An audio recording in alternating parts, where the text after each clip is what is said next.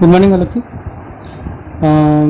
आज जो है ज्योग्राफी का थर्ड जो चैप्टर है मिनरल्स एंड मिनरल रिसोर्स, खनिज और खनिज संसाधन, इसके बारे में हम चर्चा कर लेंगे। ठीक है, ये पार्ट 1 है आपका, जो आज मैंने आपके लिए शुरू करके लेके आया हूँ। देखेंगे तो इस पार्ट के अंदर जो है आपका जो चैप्टर है उसके अंदर शुरुआत जो होती है एक कहानी से होती है। ठीक है, उस कहानी के अंदर एक जगह का नाम आता है जिसको हम धनबाद कहते हैं। ठीक है, तो धनबाद जो है ये कहाँ पड़ता है? झारखंड में पड़ता है। ठीक है, झारखंड में पड़ता है। और क्यों फेमस है ये?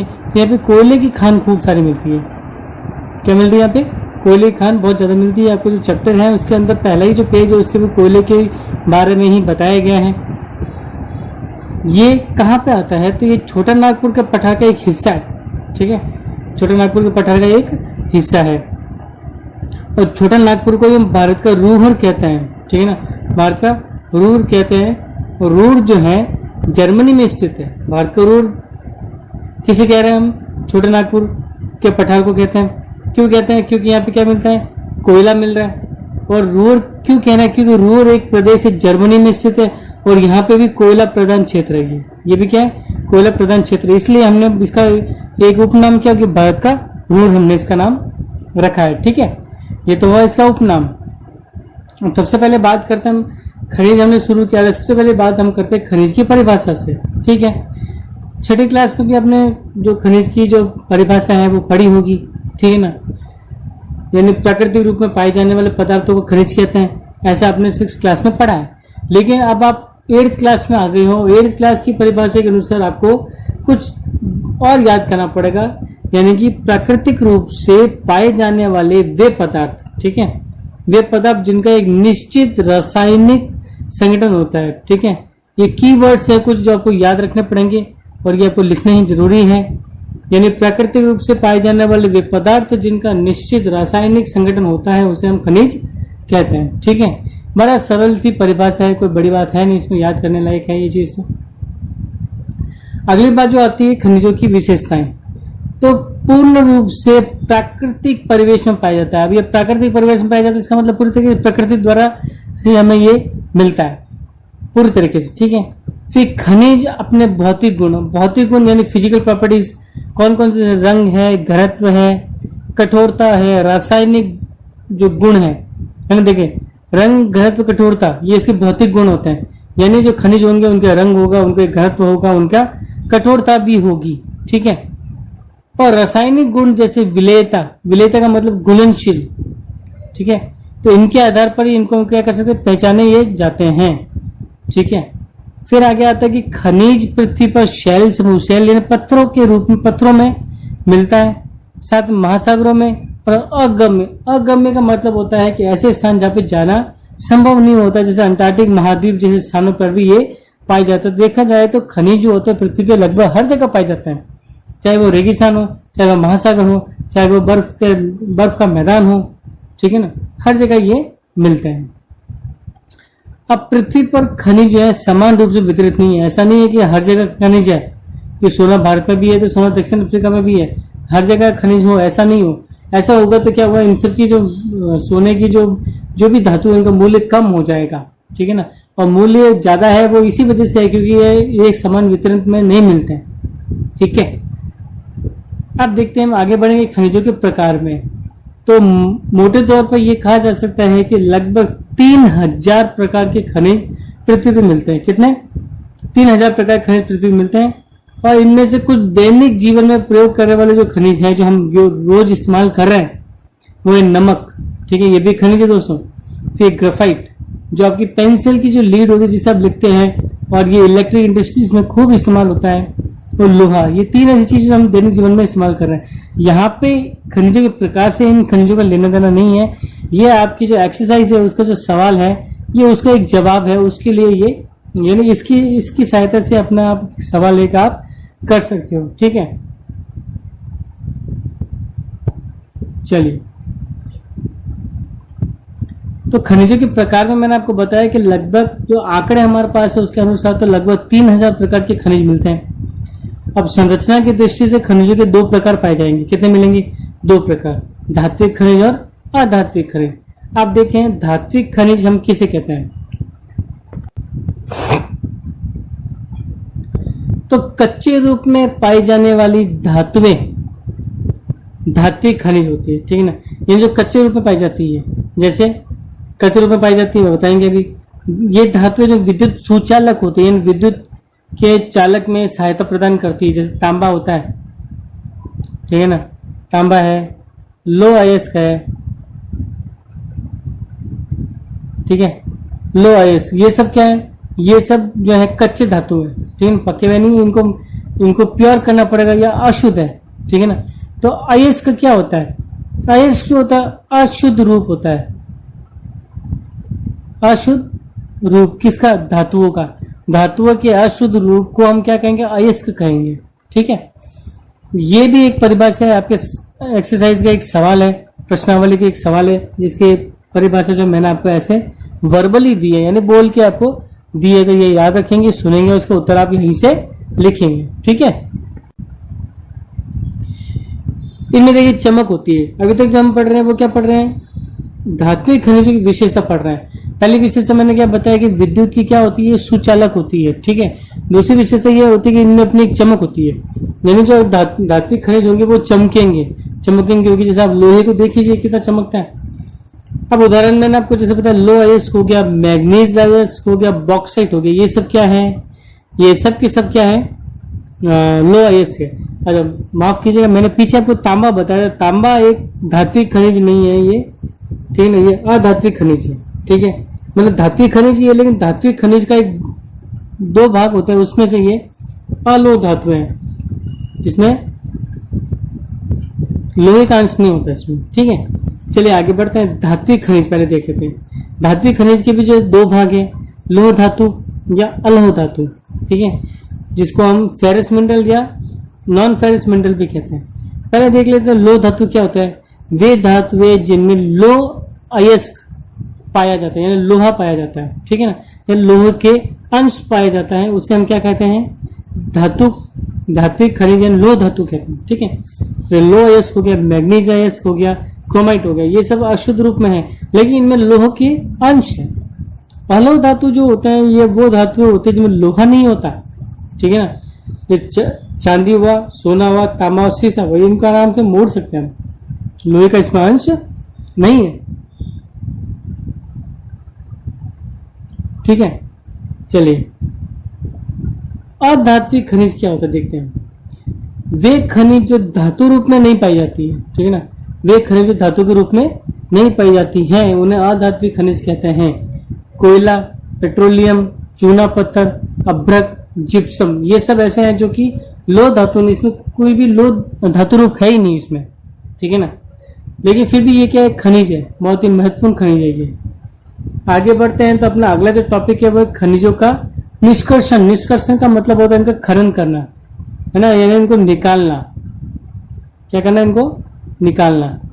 अब निकालेंगे तो कहने कैसे निकालेंगे, तो निकालने की जो प्रक्रिया है ना, उसको हम देखो खनन और खनिजों के निष्कर्षण को हमें तीन भागों में बांटा है, खनन में, प्रवेदन में और अखनन में, ठीक है ना, आखनन में। खनन के दो भाग है, विवृत खनन और कुपिकी खनन, ठीक है। इन सबको विस्तार से मैं आपको समझाऊंगा, तो परेशान होने की जरूरत है नहीं इसमें, ठीक है। तो एक एक करके हम देख लेते हैं सब क्या चीजें होती हैं, ध्यान से देखेंगे, ध्यान से सुनेंगे इसे। पहले देखें, सबसे पहले देखिए खनन की परिभाषा क्या होती है। पृथ्वी की सतह के अंदर, किसमें, पृथ्वी की जो सतह होती है, सतह के अंदर दबी शैलों से, शैल यानी पत्थरों से खनिजों को बाहर निकालने की प्रक्रिया खनन कहलाती है। देखो पत्थर जो होता है वो उसका शुद्ध रूप जो हम जो हिंदी में शुद्ध भाषा इस्तेमाल करते हैं शैल कहते हैं, यानी पृथ्वी के अंदर सतह के अंदर जो भी पत्थर दबे हुए हैं, जो शैल दबे हुए हैं, उनमें से खनिजों को बाहर निकालने की प्रक्रिया को खनन कहते हैं, ठीक है। ये लोह अयस्क होता है, तो लोह अयस्क जो पत्थरों में दबा हुआ होता है उसमें से लोहा निकालना पड़ता है, ठीक है। इसको हम क्या कहते हैं, इस प्रक्रिया क्या बोलेंगे, खनन कहेंगे। अब अगली चीज आती विवृत खनन। ये क्या होती है, तो ऐसे खनिज जो कम गहराई में स्थित होते हैं, ठीक है ना, जिसको थोड़ा खोदने पे वो मिल जाते हैं, तो पृष्ठीय स्तर को हटाकर, पृष्ठीय स्तर मतलब ऊपर की जो सतह होती है उसको हटाकर निकाल लिए जाते हैं, इसे विवृत खनन कहते हैं, ठीक है। इसको हम इंग्लिश में कहते हैं सरफेस माइनिंग।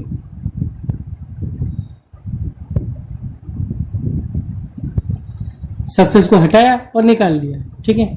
फिर कूपक, कूपक यानी कुएं खोदना।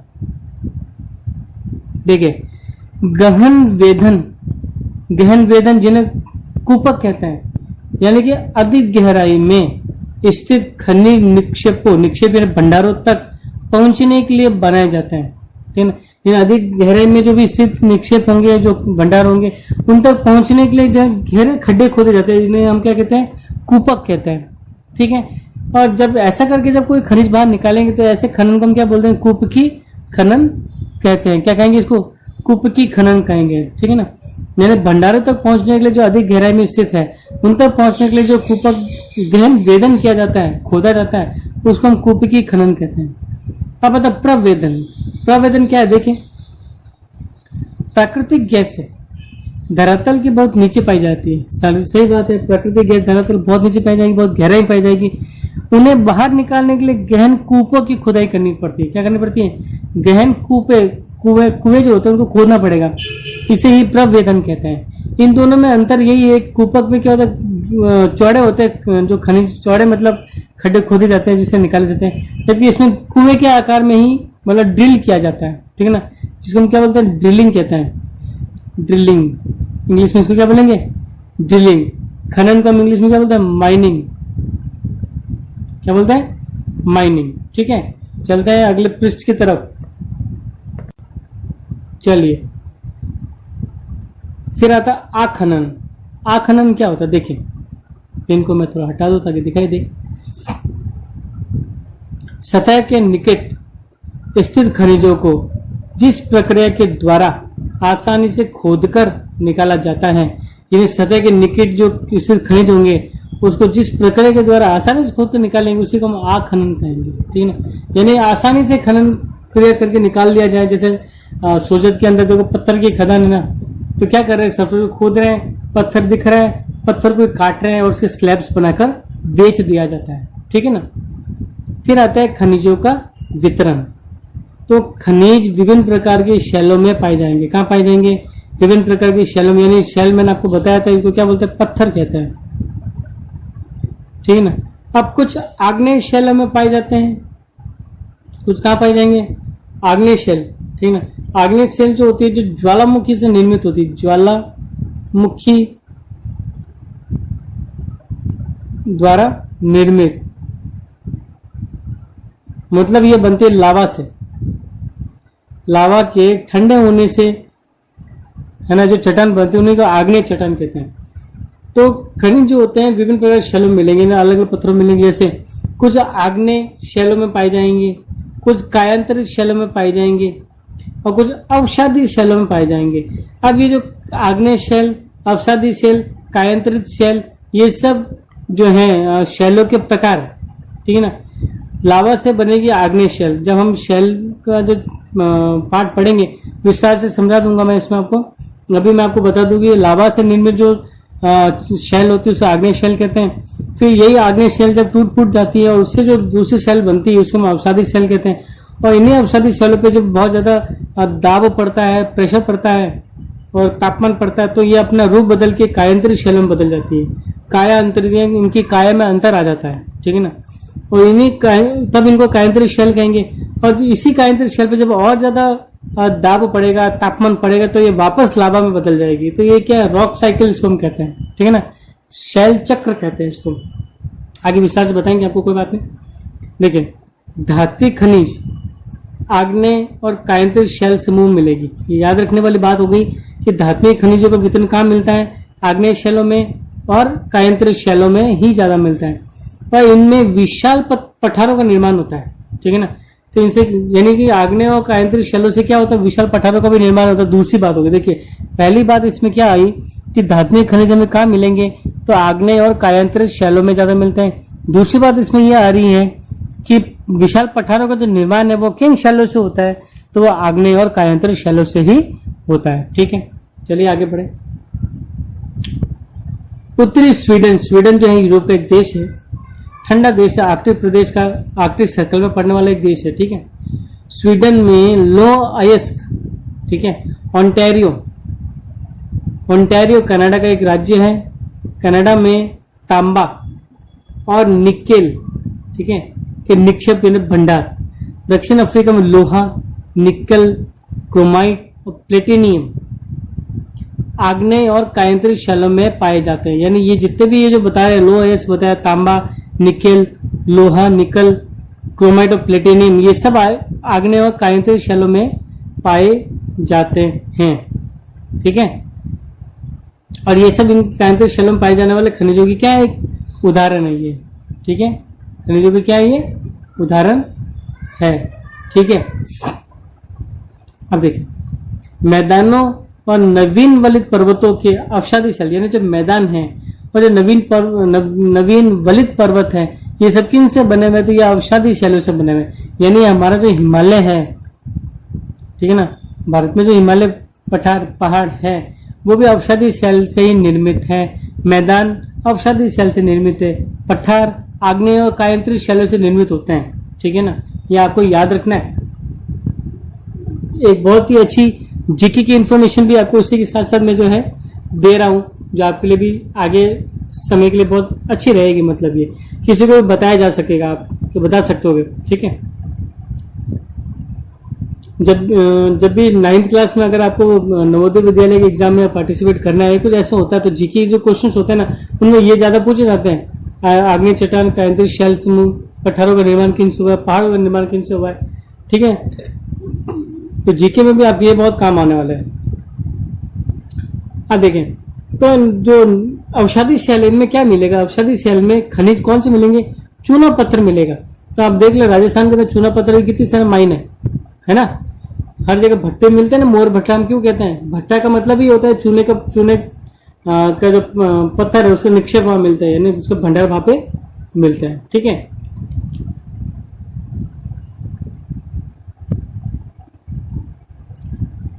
चले आगे बढ़े। अब हम ये देख लेंगे कि इनके ये कहाँ मिल रहे हैं। तो पहला देखें हम महाद्वीपों के अनुसार हम देख लेते हैं। पहला जो महाद्वीप है वो एशिया, जो विश्व का सबसे बड़ा महाद्वीप कौन सा है? एशिया है। यहाँ पे 60% जनसंख्या निवास करती है। हिब्रू भाषा का ये एक शब्द है, ठीक है ना। एशिया किस भाषा का शब्द है? हिब्रू भाषा का एक शब्द है ये, ठीक है। चलिए ये तो मैंने आपको ऐसा बता दिया। चीन और भारत, देखिए विश्व के विशाल देश जिसको हम कह सकते हैं चीन और भारत, ठीक है ना। ये यहाँ पे लो अयस्क के विशाल निक्षेप मिलते हैं। निक्षेप हम भंडारों को कहते हैं। ये लो अयस्क के बहुत ज्यादा भंडार यहाँ पे मिलते हैं। फिर विश्व का आधे से अधिक टिन जो होता है का जो उत्पादन है वो एशिया महाद्वीप में मिलता है। कौन करता है? एशिया महाद्वीप कर लेता है। आधे से ज्यादा टिन का उत्पादन कौन कर लेता है? एशिया महाद्वीप करता है। फिर देखें टिन जो है सबसे ज्यादा होता कहाँ है? एशिया महाद्वीप तो कर रहा है, लेकिन उसमें भी कौन देशों में होता है? तो चीन में, मलेशिया में और इंडोनेशिया में टिन का उत्पादन सर्वाधिक होता है। फिर चीन में भी देखें तो चीन में और क्या क्या मिलेगा? सीसा मिलता है, एंटीमनी मिलती है, टंगस्टन मिलता है। इनमें ये सबसे आगे, अग्रणी मतलब सबसे आगे, ठीक है। अब यहाँ मैं भारत की हम अभी बात नहीं करेंगे, हम भारत की अलग से बात करेंगे। भारत में किन किन जगहों पे कौन कौन से खनिज पदार्थ मिलते हैं, इसके बाद में उसका भी विस्तार से वर्णन करूंगा। फिलहाल आपको मैं बता देता हूं कि मैग्नीज, बॉक्साइट, निकल, जस्ता और तांबा भी एशिया महाद्वीप में मिलता है, ठीक है। अब देखिए यूरोप, अगला महाद्वीप कौन सा? यूरोप महाद्वीप है। सबसे छोटा महाद्वीप है यूरोप, ठीक है ना। क्या है देखो, मैं आपको साथ साथ में कुछ अलग अलग चीजें भी बताते जाता हूँ। सबसे छोटा महाद्वीप, ठीक है ना। सबसे बड़ा महाद्वीप हमने अभी एशिया पढ़ा, सबसे छोटा महाद्वीप में कौन सा पढ़ रहे हैं? यूरोप पढ़ रहे हैं, ठीक है। सवाल यही पूछा जाता है, सबसे बड़ा महाद्वीप कौन सा है, सबसे छोटा महाद्वीप कौन सा है, ठीक है ना। कोई ये नहीं पूछ रहा है कि चौथा महाद्वीप कौन सा है, ठीक है। हालांकि क्रम पूछ सकता है, पर अभी आपकी इतनी जरूरी नहीं है। यहाँ देखें यूरोप जो सबसे छोटा महाद्वीप है, सबसे समृद्ध महाद्वीप भी कहते हैं इसको, ठीक है ना। लो अयस्क का अग्रणी उत्पादक है। लो अयस्क सबसे सर्वाधिक अगर किसी महाद्वीप में मिलता है तो कहाँ मिलेगा? यूरोप में मिलेगा। बाकी अन्य महाद्वीपों पे मिलता है, लेकिन यूरोप से कम ही है। रूस, यूक्रेन, स्वीडन, देखिए रूस जो विश्व का ऐसा देश है जिसके 2 भाग है ना।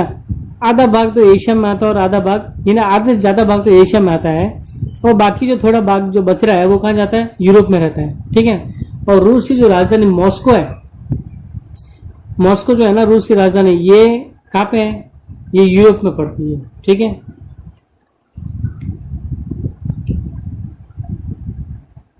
चलिए, रूस, यूक्रेन, स्वीडन और फ्रांस, यहाँ पे लो आयस के विशाल निक्षेप वाले देश हैं ये, ठीक है। फिर पूर्वी यूरोप में यूरोपीय रूस आएगा, इन पूर्वी यूरोप और यूरोपीय रूस, यहाँ पे तांबा, सीसा, जस्ता, मैग्नीज, निकेल भी मिलता है, ठीक है ना। यानी यूरोपीय रूस की बात कर रहा हूं मैं, जो मैंने आपको अभी समझाया। अब उत्तरी अमेरिका की तरफ रुख करते हैं, वहां पे देखते हैं 3 क्षेत्रों में अवस्थित है ये, यानी उत्तरी अमेरिका जो है, जो खनिज पदार्थ मिल रहे हैं 3 भागों में मिल रहा है ये। ग्रेट लेक, उत्तरी अमेरिका जो है इसमें इसमें ग्रेट लेक एक क्षेत्र पड़ता है, जिसे 5 महान झीलों का प्रदेश पड़ता है, ठीक है ना। ईरी, मैं आपको नाम बता देता हूं, Ontario, Michigan, eerie, Ontario, Michigan, superior,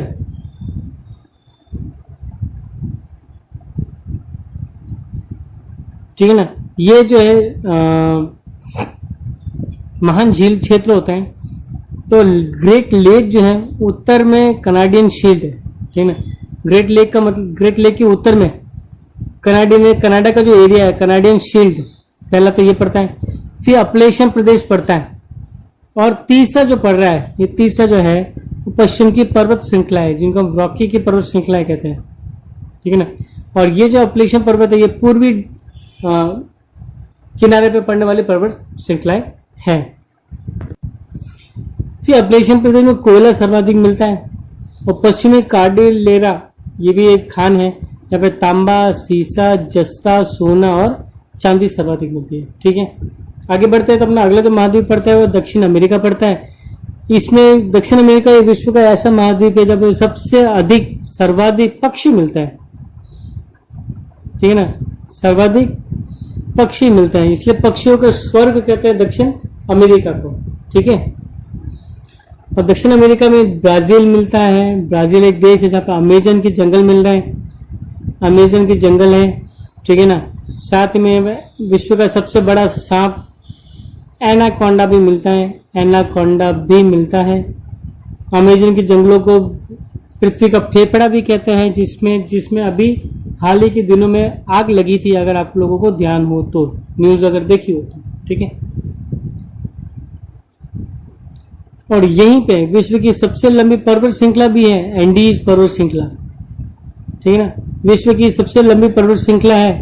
देख लो कितने सवाल आपके यहाँ से बन जाते हैं जीके के, ठीक है। और बहुत जरूरी सवाल है, ऐसे क्वेश्चंस होते हैं आपके असेंबली में पूछे जाते हैं, और तब आपके पास कोई जवाब नहीं होता है। और क्यों नहीं होता है, सबसे बड़ा कारण यही होता है कि आप कभी इन चीजों की तरफ ध्यान देते ही नहीं है। आपको केवल पास होना होता है, और पास होने के लिए केवल रटन विद्या में आप ज्यादा ध्यान देते हैं, और ये जीके आपके आगे यही काम आने वाले हैं, ठीक है। उपनाम है ये सारे। देखिए, विश्व का ब्राजील जो है दक्षिण अमेरिका के सबसे बड़ा देश है, और यूं विश्व का 5वां सबसे बड़ा देश यही है। तो विश्व में उच्च कोटि यानी हाई ग्रेड का लो आईएस का सबसे बड़ा उत्पादक ब्राजील है। हमारे भारत में भी जो है लो आईएस मिलता है, लेकिन जो लो आईएस की जो क्वालिटी है वो इतनी अच्छी नहीं है, ठीक है ना। चले आगे बढ़े। चिली और पेरू, ये भी वहां के एक 2 देश हैं जो तटीय देश है। इन्हीं चिली और पेरू में एंडीज पर्वत श्रृंखला जो फैली हुई है। चिली बहुत लंबाई में फैला हुआ एक देश है, पश्चिम की तरफ पड़ता है ये, ठीक है ना। पेरू भी पश्चिमी किनारे पड़ता है। ये दोनों ही तांबे के अग्रणी उत्पादक है, तांबे के सर्वाधिक उत्पादक देश ये हैं दक्षिण अमेरिका में। फिर ब्राजील और बोलीविया, ठीक है ना। बोलीविया की राजधानी होगी लापाज, चिली की राजधानी हो जाएगी सेंटियागो, ठीक है ना, ठीक है। चलिए, पेरू की राजधानी क्विटो, ठीक है ना।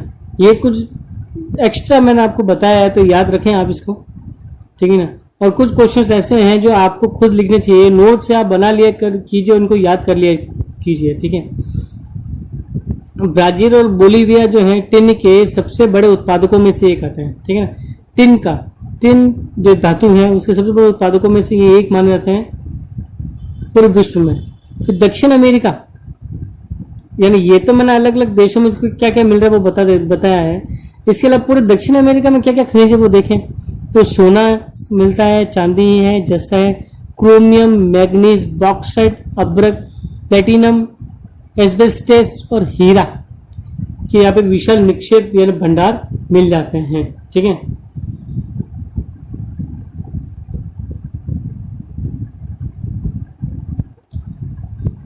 फिर खनिज तेल ये कहाँ मिलता है? वेनेजुएला, जिसकी राजधानी काराकस, ठीक है। अर्जेंटीना, जिसकी राजधानी है ब्यूनस आरियस, ठीक है ना। चिली, पेरू और कोलंबिया की राजधानी बगोटा है, ठीक है ना।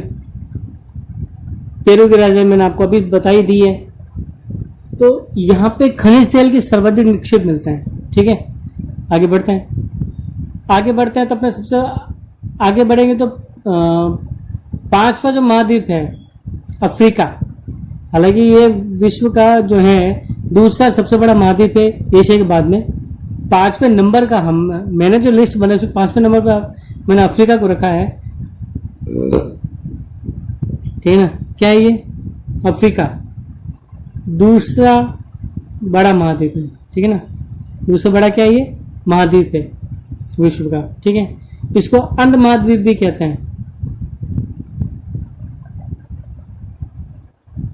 क्योंकि कई जगह ऐसी है जहां पे अभी तक ढूंढा नहीं गया, जंगलों के अंदर है, ढूंढ नहीं पाए हम लोग उसको भी, ठीक है। अंध महाद्वीप है और विश्व का एकमात्र ऐसा महाद्वीप है जिसमें से मकर रेखा, ठीक है ना, मकर रेखा, कर्क रेखा और विषुवत रेखा निकलती है, ठीक है। विश्व प्रसिद्ध सहारा रेगिस्तान भी इसी में पड़ता है। सहारा रेगिस्तान जो विश्व के 11 मतलब विश्व के अफ्रीका के उत्तरी अफ्रीका के 11 देशों में फैला हुआ है और थार का जो रेगिस्तान है वो भी इसी सहारा रेगिस्तान का ही एक भाग है, ठीक है। चलिए पढ़ते हैं। हीरा, सोना और प्लेटिनियम का विश्व का सबसे बड़ा उत्पादक महाद्वीप अगर कोई है तो अफ्रीका महाद्वीप है। अब देखिए इसमें जो देश है दक्षिण अफ्रीका, जिम्बाब्वे और जायरे, यहाँ पे जो है ये सोने के सबसे बड़े उत्पादक है, ठीक है। सोने के सबसे बड़े उत्पादक है। दक्षिण अफ्रीका जो है तांबे का, लो आयस का, क्रोमियम का, यूरेनियम का, कोबाल्ट का और बॉक्साइड का सबसे बड़ा उत्पादक देश है। तेल जो मिलता है यहाँ पे नाइजीरिया मिलता है, लीबिया मिलता है, अंगोला में मिलता है, ठीक है। फिर बढ़ते हैं हम ऑस्ट्रेलिया, जो कि एक विश्व का जो है एक द्वीपीय महाद्वीप है ये, ठीक है ना। यानी ये एक ऐसा महाद्वीप जिसके चारों तरफ पानी है और ये जो ऑस्ट्रेलिया है एक देश है, इसका विस्तार पूरे महाद्वीप में है, ठीक है ना। बॉक्साइट का सबसे बड़ा उत्पादक देश है ये। सोना, हीरा, लो आयस, टिन और निकेल, है ना, ये क्या है? निकल अग्रणी उत्पादक देश है। काल, गुरली और कुलगार्डी ये खान है। ये जो खान है यहाँ पे सोने के सबसे बड़े भंडार मिलता है। इन खानों में सोने के सबसे बड़े भंडार मिलते हैं। फिर सबसे आखिरी जो महाद्वीप बचा है वो अंटार्कटिका है। लो आयस, सोना, चांदी और तेल के भंडार यहाँ मिलते हैं, लेकिन यहाँ पे खनन करना संभव नहीं है क्योंकि ये बर्फीला है ना, बर्फीला महाद्वीप है। यानी साल के 365 दिन ये बर्फ से ढका रहता है, बर्फ से ढका रहता है ये, ठीक है ना। और तापमान जो होता है माइनस में होता है 60 डिग्री के आसपास, या इससे भी कम होता है, ठीक है ना। अब एक भारत में वितरण देखेंगे हम। अभी तक खनिज हमने देखा, विश्व में वितरण हम क्या देखें? भारत में वितरण देखते हैं। भारत में लोहा, सर्वाधिक लोहा झारखंड, जिसके बारे में हमने बात की थी धनबाद स्टार्टिंग में।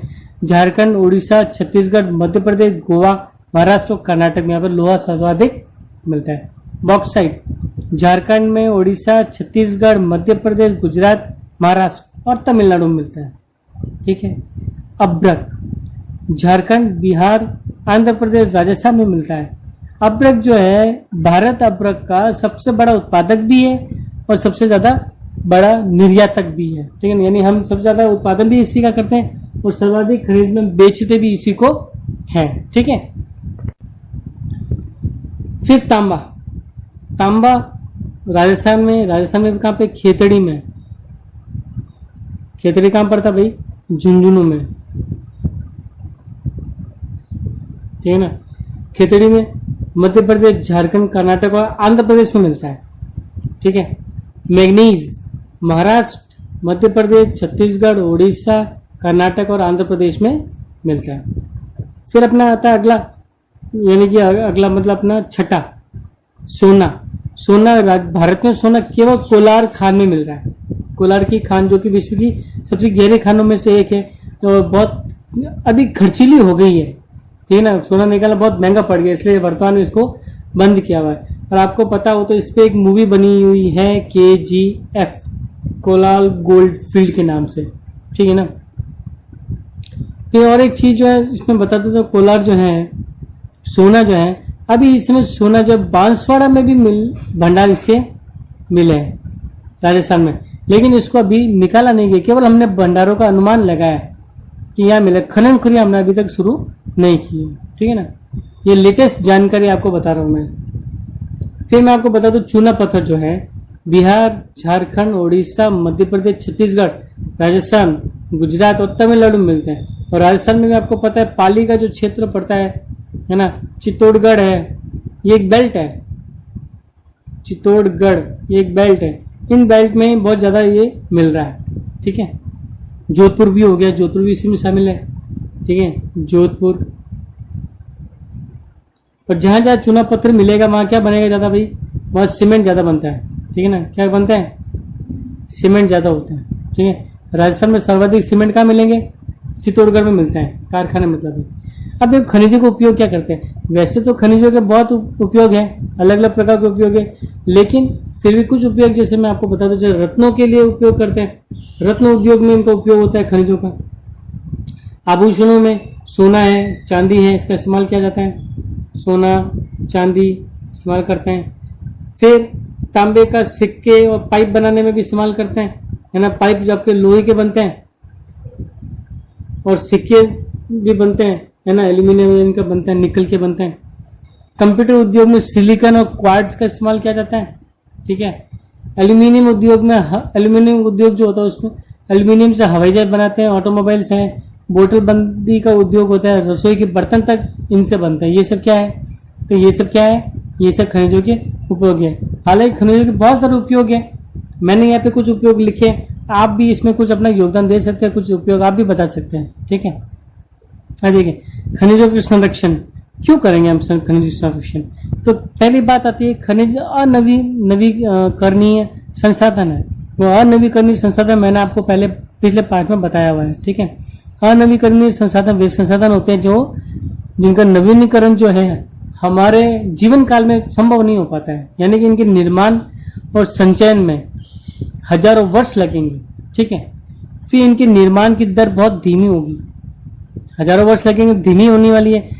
जो निर्माण होने में समय लगेगा, फिर इनको इकट्ठे होने में भी तो समय लगेगा। ठीक है। अब कैसे करेंगे? तो खनन की प्रक्रिया में बर्बादी को घटाएंगे हम, यानी खनन की प्रक्रिया जो हम इस्तेमाल करते हैं तो जो खनिजों बर्बादी होती है उसको रोके।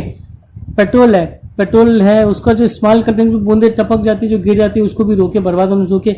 ये कुछ तरीके हैं। फिर इनका पुनर्चक्रण करना, यानी धातुओं का पुनर्चक्रण करो। लोहे का आपको पता है ना, लोहे को गलाया जाता है। लोहे को क्या करते हैं? गलाया जाता है और वापस उसको बनाया जा सकता है, ढाल दिया जा सकता है और पुनः उपयोग करें। ये कुछ ऐसे इनके संरक्षण के उपाय मैंने आपको बताए। और बहुत सारे उपाय हैं, कुछ उपाय आप लोगों को भी सोचे। भविष्य के आप लोग साइंटिस्ट हैं, अगर आप आज आप कुछ सोचेंगे तो हो सकता है भविष्य में और आगे वाली जनरेशन के लिए बहुत काम आ जाए। ठीक है ना। गौर कीजिए इन चीजों के ऊपर। अब कुछ महत्वपूर्ण सवाल, इनमें से 3-4 सवाल तो मैंने ऐसे लिखे हैं, 3 सवाल तो मैंने आपको आपकी जो एक्सरसाइज है उसी के सवाल है वो आपको करना है। ठीक है। और बाकी जो सवाल बच जाएंगे वो अगले भाग में वो भी कवर कर लेंगे हम इसे। फिर बाकी जो 3 सवाल है वो मैंने अलग पढ़ा है वो अलग क्वेश्चन एक्स्ट्रा क्वेश्चन में हो जाता है। जैसे खनिजों की विशेषता आपको बतानी है, मैंने बता रखी है। खनिजों के प्रकारों को आपको समझाना है, वो भी मैंने आपको बताया है।